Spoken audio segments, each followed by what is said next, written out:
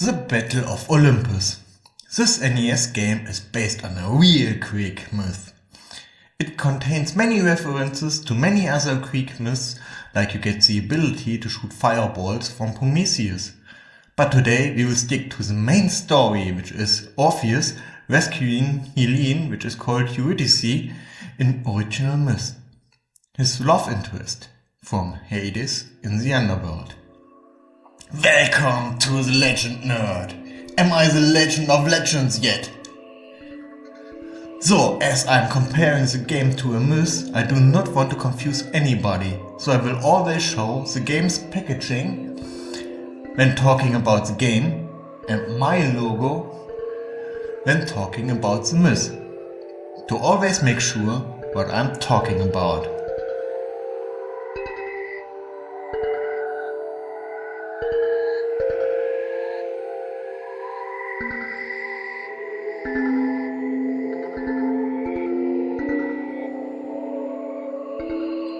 The story before the game. As with many old adventure games, the beginning of the story is written down in the manual. It describes Helene and Orpheus swearing eternal love to each other, but Helene getting bit by a venomous serpent one day and perishing. Orpheus was grieving for 3 days before Aphrodite, the goddess of love, telling him that Hades, the god who rules the Tartarus, took her to make her queen. In myth, this is Persephone, but I guess they just needed to make the game a little more dramatic here.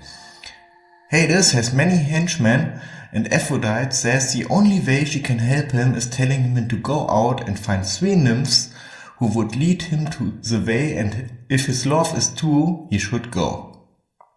And thus, the game starts. Your starting point is Arcadia. Later, Eurydice is saying to get back to Elis. In myth, they are both said to be from Thrace. But myth is saying nothing about where they met or married, except for in the woods. Eurydice getting bitten by a snake on her wedding day is said to have happened near a river, but this still could have been anywhere. And in myth, Eurydice was fleeing the god Eurystheus, trying to rape her, and she got bitten by a snake. Not too bad of a choice of leaving that part out of the story when you think it's a child's game.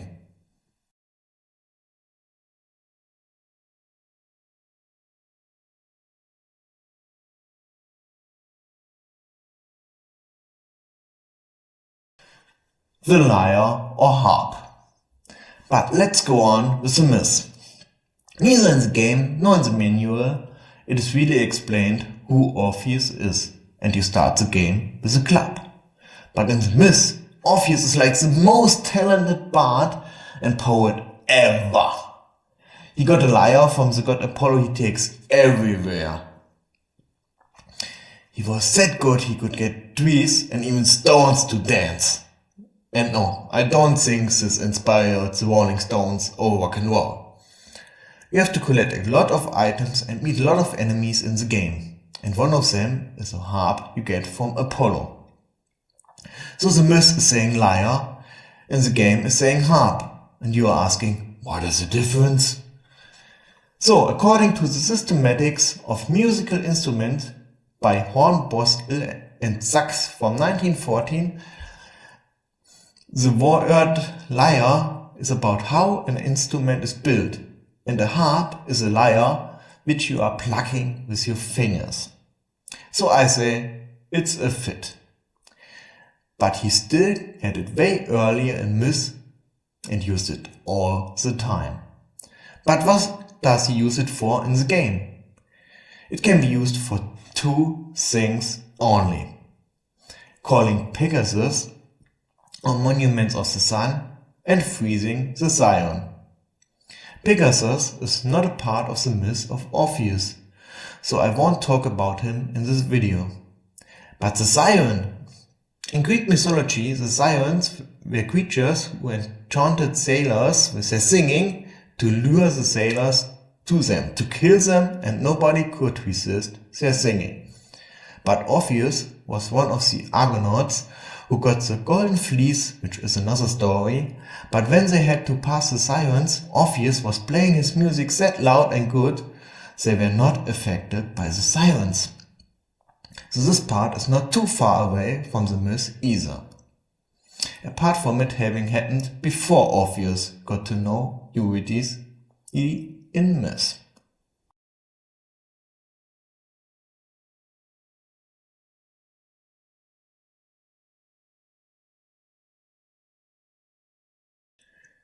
The Greek underworld and the way to it. A whole lot of other Greek myths are mentioned in this game, and I will not talk about everything. You want to hear more about it and a deeper analysis of the whole game? Maybe it's just because you want to hear me pronounce the name of this enemy? Tell me in the comments, and maybe I will do it in the future, but this video is about the main story. In the myth, Orpheus mourns the death of Eurydice and goes straight to Hades, so that is the reason we are skipping a huge part of the game here. So when all three fragments of love are collected, the entrance to the Tartarus opens. You have to pick the right of two doors 4 times in a row to meet Cerberus, the three-headed hellhound who guards the entrance of the netherworld. You have to kill him, and if you are not fast enough hitting him, his heads will regrow. First, let's talk about the Tartarus. The underworld in Greek mythology is most commonly known as Hades. It is called after the god governing it. The Hades includes the Tartarus, which is the deepest part of it, where the meanest souls are punished. There are few famous inmates here in the deepest part, the most famous being Sisyphus and also the Titans, who are a whole different story.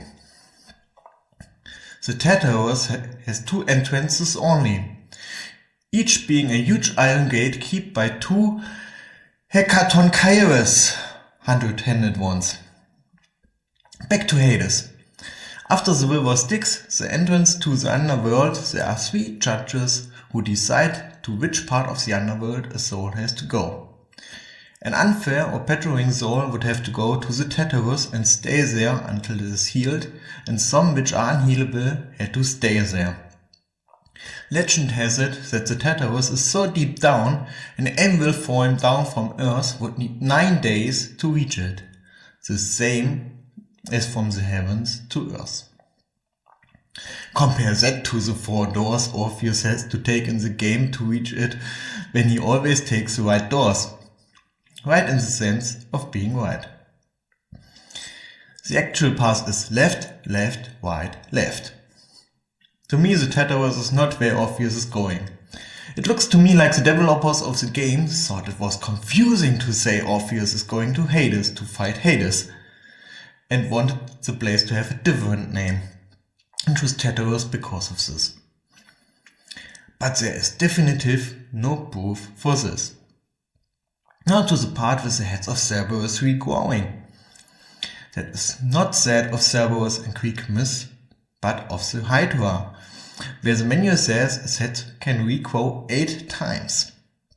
And Orpheus did not kill Cerberus, he just played his lyre and went by. Guess this would have been way too boring for a game. Even so, it is possible to just walk by some other bosses and not fight them.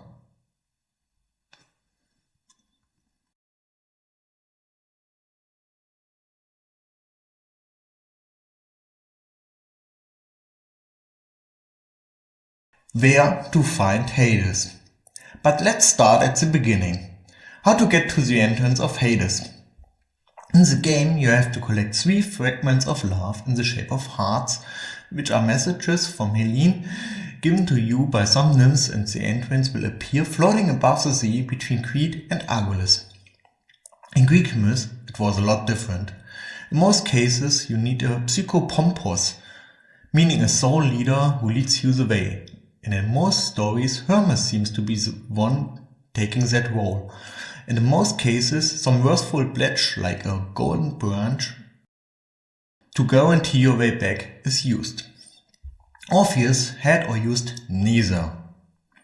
There are many different entrances to Hades like caves or lakes. So does one lay on the sea on the way to Crete or can be opened there? No, actually nearly all of the entrances are on the Greek mainland, and the closest one to the location of the entrance in the game seems to be the one located in Cape Teneron. And actually, this one is said to be the one where Cerberus is said to be located. And I found a few sources that this was the entrance and the exit that Orpheus should have used. So we have a winner! Some video of the supposed entrance was uploaded to YouTube, where you can see the cave is very small. Makes me think if it was bigger in ancient times. If you are interested, just watch it. Next, you climb a platform above a river, which I guess is supposed to be Styx, which is one of the rivers of Hades and very likely the most famous. In myth, it does not have another way to cross it than to get Charon, a ferryman, take you over it. I suppose it is this one because you have to cross it to reach the netherworld. And you can also outrule some of the others. Eridanus is said to have no bird flying above it as it would go up in flames, and we have bats in this area of the game. Phlegethon is not made of water but of burning blood. Cocytus is flowing through the mountains, but this one is already deep down, and so on. Could still be another one, it is unnamed in the game. But the ancient Greeks or myths have not made up a map of the underworld, and it is not described in that detail what it looks like, only that some places are next to each other. So I cannot compare every part, and the creators of the game have some huge freedom here. So the next interesting location is the Temple of Hades. The entrance is described to have a huge vault in front of it and a huge gate. And everything on the inside is described as very dark. And I would say this comes pretty close to this description for an NES game. The only things inside of it I cannot find is the balcony and the thrones of Hades and Persephone.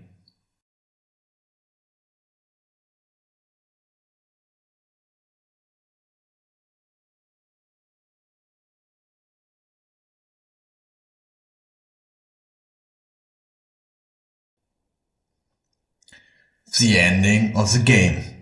So in the game, Eurydice is turned into a statue. Orpheus fights invisible Hades, but he can see him as a shadow thanks to the moon crystal he got from Artemis. After a few hits, Hades gets visible. Orpheus beats Hades, Helene comes back to life from being a stone, and they both get back to the overworld together, watching the sunset at the beach. Actually, this sounds like the Disney ending of the story. The ending in the actual myth is very different. Yes, Hades has a cap or helmet making him invisible. But it is not used here to fight Orpheus.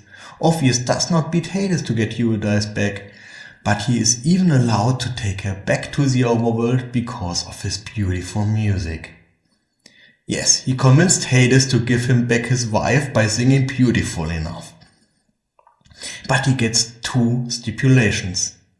He has to walk in front of Eurydice, and on the whole way back out of Hades, he is not allowed to look back. But she is not a statue, but only a shade of herself, a spirit. Remember, she died and is dead at this point, and will only be revived when Orpheus makes it out of there and does not break any of the two stipulations. He wants to get out of Tartarus so fast, he hurries. And now there are three different versions of the story. Some say he did not hear her footsteps and was worried and looked back to look after her. And the other one says she touched him and he got scared and looked around. The third one says he actually made it outside and looked back, but Eurydice was still in the cave and did not make it out, and that just a few steps left. In all cases, he looked back too early, and so she had to go back to the Tartarus forever. He always clinged to her back in the overworld, and some Maenads, the followers of the god Dionysus, the god of wine, fertility, madness, and joy, got jealous, ripped the head of Orpheus off, and threw it into the sea. So at least both stories end at the sea.